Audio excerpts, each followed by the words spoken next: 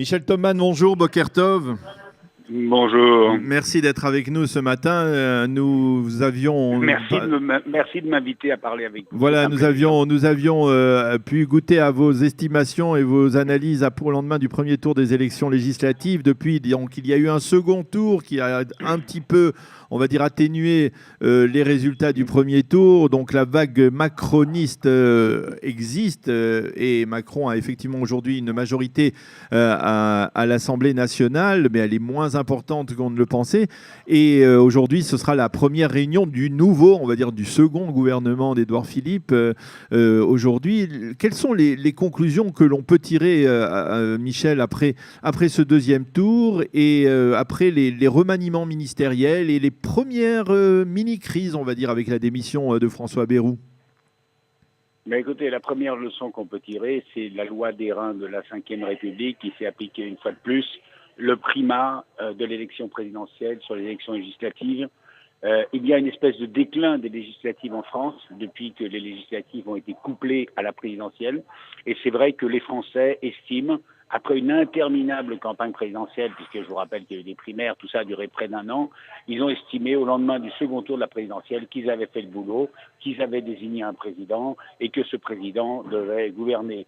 Donc les idées qui ont, par exemple, qui étaient celles de Jean-Luc Mélenchon ou même un peu de François Baron à droite, à un moment donné, de dire on va proposer une autre majorité qui sera en cohabitation avec le président de la République, ce n'était pas du tout, ça n'a pas du tout pris parmi les Français, et les Français ont considéré, soit par adhésion, soit par résignation, que Emmanuel Macron devait avoir les moyens de gouverner. Alors après, il y a eu le premier et le deuxième tour.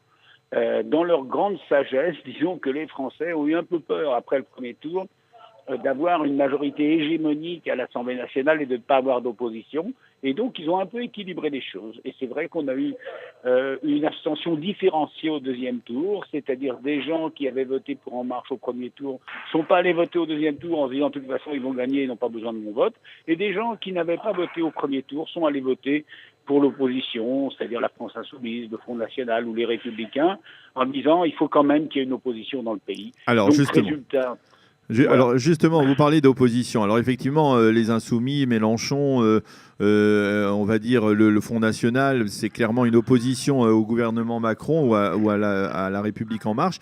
Mais au niveau des Républicains, on assiste à un phénomène assez troublant. Alors que les Républicains auraient pu se poser en une opposition forte en étant, on va dire, la locomotive de l'opposition à Emmanuel Macron, eh bien on voit qu'il y a tout de même là aussi une sorte de formation de ce qu'on appelle si je ne m'abuse, les constructifs. Hein.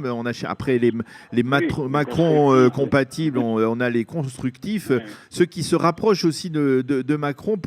Comment vous expliquez que Macron semble ressembler à un aimant comme ça qui attire certaines formations qui se refusent à siéger dans l'opposition? Bah écoutez, Emmanuel Macron a su, et ça a été finalement son génie politique, ce qui a fait sa fortune politique pour l'instant, trouver exactement le point central de la politique française. C'est-à-dire quand vous vous mettez au milieu du milieu du milieu, eh bien ceux qui sont au centre droit et ceux qui sont au centre gauche se retrouvent avec vous. Et finalement, à droite comme à gauche, il existait des gens qui étaient modérés, qui étaient européens, et qui finalement se retrouvent à peu près globalement sur les positions d'Emmanuel Macron. Donc la droite, elle a évidemment bien mieux survécu que la gauche, que le Parti socialiste aux législatives. Dont on ne parle même plus. 130 députés, donc c'est encore respectable, même si c'est le plus petit nombre de députés des Républicains de l'UMP ou de la droite en France depuis la Ve République. Mais logiquement, c'est vrai que des gens comme Thierry Solère, ils n'ont pas beaucoup de divergences avec Emmanuel Macron. Et Édouard Philippe, le Premier ministre, est quelqu'un qui, il y a encore 2 mois, était dans les rangs des Républicains, qui faisait la campagne d'Alain Juppé il y a encore 6 mois. Donc Macron est aujourd'hui au point d'équilibre. Et disons que je pense que pour les mois qui viennent, peut-être 2, 3 années, on va avoir cette majorité du centre-gauche, centre-droit, qui va fonctionner. Après, tout dépendra des résultats, car évidemment, le choc de la réalité est évidemment Alors justement, ça sera du choc des résultats. Alors justement, ça sera ma dernière question. Lorsque l'on est comme Macron, juste au centre, précisément au centre, eh bien, on risque de vouloir donner satisfaction un peu à tout le monde et finalement de ne satisfaire personne. Comment va devoir agir le nouveau président pour enclencher des réformes qui vont en fait refaire sourire les Français? Écoutez, l'épreuve de vérité commence aujourd'hui avec la loi travail, la super loi travail. La France est bloquée depuis 30, 40 ans par un droit du travail qui est trop strict, qui est trop rigide. Et ce constat a été fait par les gouvernements de gauche, par les gouvernements de droite.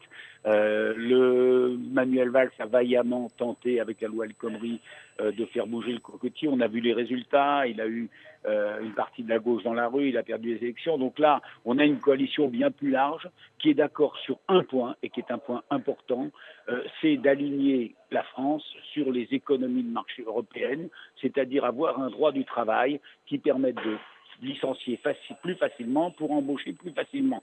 Et donc là, on se heurte évidemment à tous les archaïsmes de la société française, mais ces archaïsmes ont subi une défaite politique et idéologique avec Emmanuel Macron. La différence entre Emmanuel Macron et François Hollande, c'est que François Hollande n'avait pas dit dans son programme électoral qu'il voulait réformer le Code du travail. Et non sans raison, ses frondeurs, sa base électorale, une partie, la CGT, etc., l'ont accusé de trahison. Emmanuel Macron, il est venu au pouvoir pour réformer le Code du travail et pour mettre plus de fluidité dans les relations sociales et pour relancer l'économie. Donc c'est là-dessus qu'il y a un consensus, disons, de 2/3 des parlementaires et je pense de la société française. Maintenant, on verra les oppositions, on verra les résistances, mais je pense qu'il a beaucoup plus d'atouts dans ses mains pour faire aboutir cette réforme du Code du travail que n'en avait un Manuel Valls à la tête d'une majorité hétéroclite et à la fin du quinquennat de François Hollande. Eh bien, Michel Thomann, merci de nous avoir à nouveau éclairé sur ces divers mouvements qui sont en train de se préparer, donc avec la formation du nouveau gouvernement d'Édouard Philippe, le premier Conseil des ministres aujourd'hui, le début, donc l'ouverture de l'Assemblée nationale, qui s'est d'ailleurs déjà désigné un président. Et merci d'avoir été avec nous et nous vous souhaitons une agréable journée. Shalom. Shalom à vous.